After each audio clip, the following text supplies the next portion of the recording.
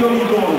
9násobný mistr republiky ze světových šampionátů a olympijských her má stříbrné a bronzové medaile.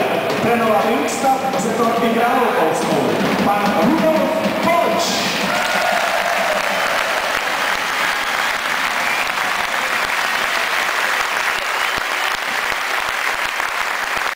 Trenér brněnského týmu oslavil loni na Štědrý den 70. narozeniny.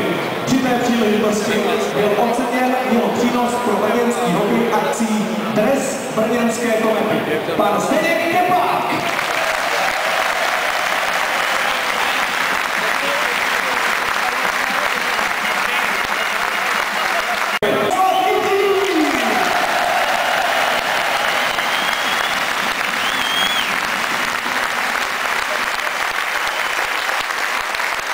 Pan František Mašláň.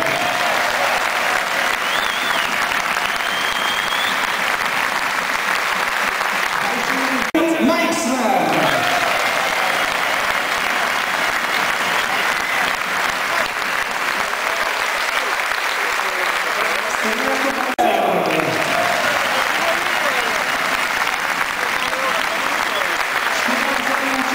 Zápasů 403 branky. Dámy a pánové, Josef Černý!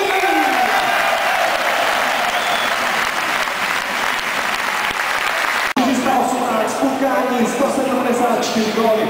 Dámy a pánové, pan František Ševčík!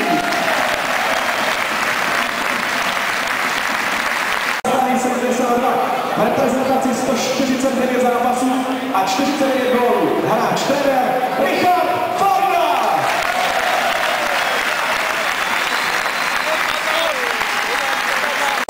Osm světových šampionátů. Brankář s velkým B. Vladimír Nadrka.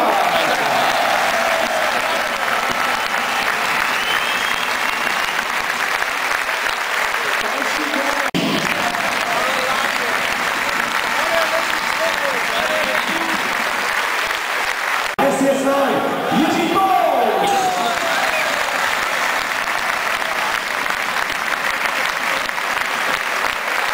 Naskočil na levou bloku, když mu bylo teprve 18 let. V premiérovém ročníku 11 zápasech nastřádal 3 bodíky. Dnes s námi Karel Skopal. 55 získal na mistrovství světa titul nejlepšího střelce. O 6 let později titul nejlepšího útočníka. Jako fotbalový reprezentant 3. místo v mistrovství Evropy 1960. V anketě o nejlepšího hráče komety všech dob jasně zvítězil. Přichází legenda Vlastimil Bubník!